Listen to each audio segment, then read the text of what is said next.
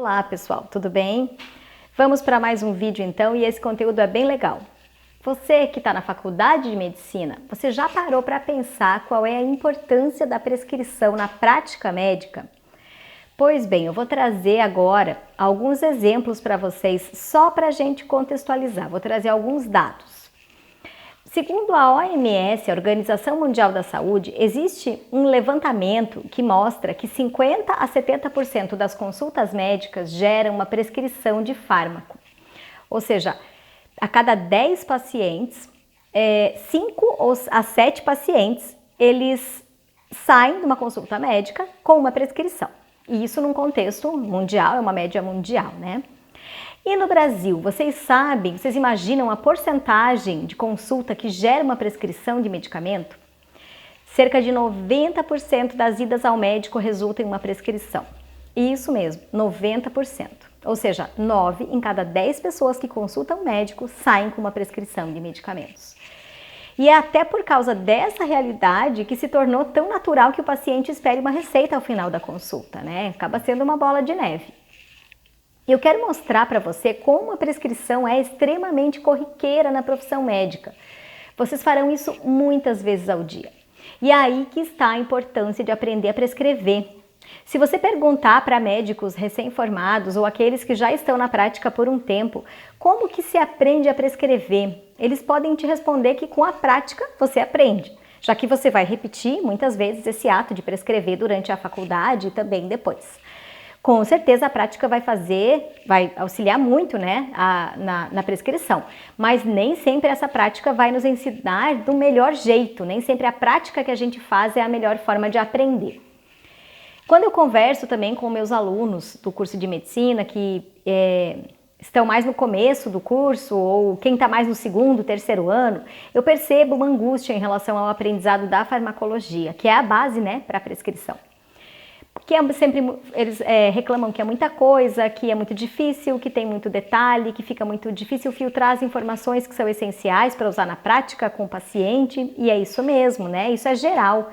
Geralmente na farmacologia a gente vê todos os fármacos naquelas aulas, né, do curso, todas as características farmacocinéticas de cada um deles, dosagem, posologia, interações medicamentosas, sem falar da parte da farmacodinâmica, onde entram os efeitos farmacológicos, efeito terapêutico, efeito adverso, né, que são causados pelo próprio mecanismo de ação do fármaco. E fica realmente difícil saber, dentro de tanta informação, o que é mais importante. Ou será que é necessário decorar, saber tudo isso, né? Porque tem informações que são fundamentais, essenciais, mas tem outras que não vão fazer tanta diferença na prática se você sabe ou não. Então, veja como é importante aprender a prescrever. Mas voltando ao que eu comecei a falar antes, que no Brasil, 9 em cada 10 pessoas que vão ao médico recebem uma prescrição, eu quero reforçar a importância que a prescrição tem na vida de vocês, futuros médicos. E agora eu vou te dar 2 motivos que vão fazer você pensar sobre a importância que a prescrição tem na sua profissão. Bom, o primeiro motivo é o seguinte: saber prescrever de verdade vai te salvar em várias situações, porque vai te dar segurança. Porque você imagina que complicado é quando você for atender um paciente e não souber qual grupo farmacológico selecionar para ele, por exemplo. E você até pode achar que isso nunca vai acontecer contigo, mas acontece com muito médico em início de carreira, sim.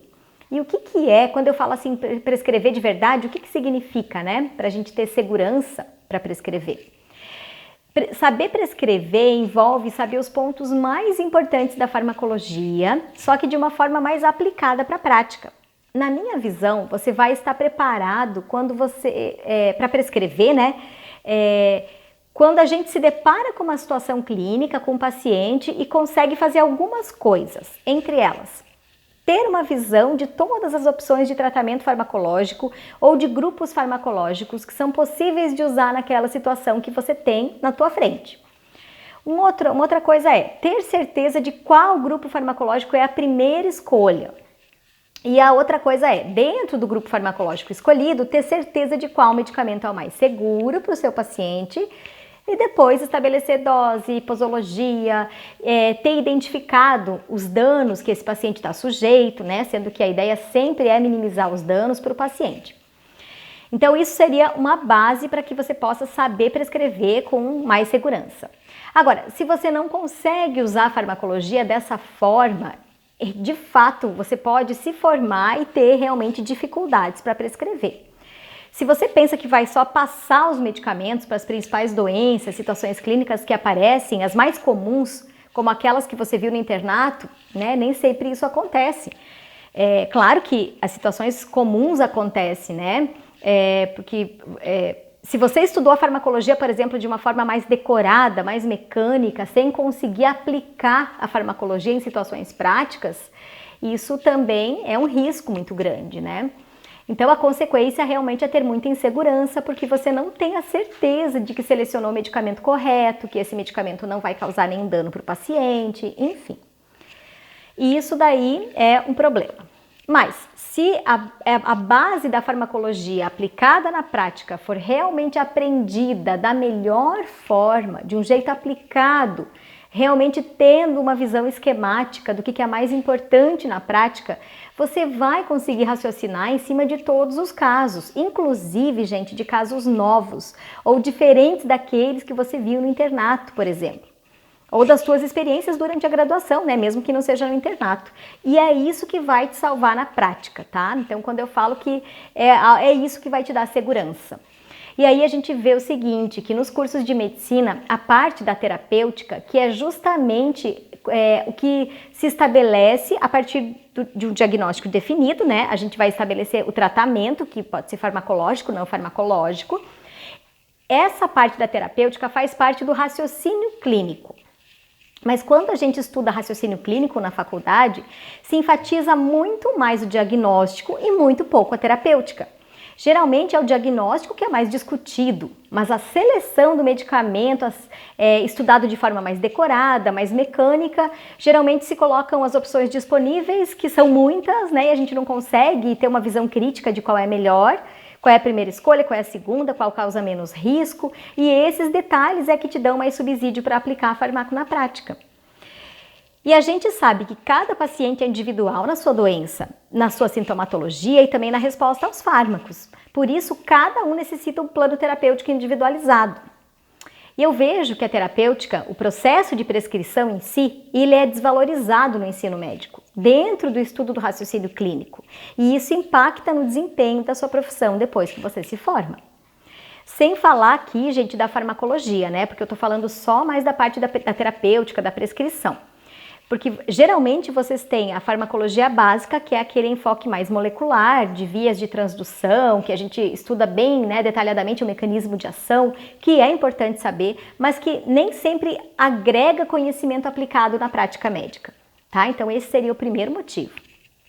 O segundo motivo pelo qual você precisa ter uma base sólida de farmacologia aplicada na prática para prescrever corretamente e com segurança é o seguinte: na faculdade de medicina, vocês não são estimulados a ter uma visão crítica sobre a farmacologia e a seleção de medicamentos na prescrição. A farmaco é dada como se os medicamentos fossem importantes da mesma forma, e a gente sabe que na prática nem sempre é assim, né? Tem medicamentos que são mais importantes do que outros para um determinado tratamento. Por isso que você precisa desenvolver uma visão crítica sobre os medicamentos. Gente, isso não tem preço, essa visão crítica. E só para contextualizar isso que eu estou trazendo, né, agora, para a gente entender um pouquinho melhor. Vamos supor que dentro de uma classe de medicamento, eu vou dar um exemplo aqui dos inibidores da bomba de próton. Hoje no Brasil nós temos 7 inibidores da bomba de próton, 7 fármacos dentro desse grupo. Se eu perguntasse para você assim, qual você prescreveria para um paciente com úlcera péptica, por exemplo? Omeprazol, esomeprazol, lanzoprazol, deslanzoprazol, pantoprazol, rabiprazol, enfim, nem sei se falei todos. Enfim, vamos pensar assim, vamos escolher o esomeprazol, né? Digamos que foi o que você viu ser prescrito lá no internato e você saberia prescrever esse. Você saberia me explicar algum motivo de escolher esse e não qualquer um dos outros prazóis? Mas não um motivo, porque esse é melhor do que os outros ou porque é mais novo. Eu quero um motivo consistente. Qual que é a vantagem terapêutica, se é que existe, né, desse medicamento em relação aos outros? Difícil isso, né? Isso a gente não aprende na faculdade. É muito difícil aprender isso na faculdade, né? Então, Uma outra situação que eu vou dar aqui. Vamos imaginar uma outra coisa, uma outra situação.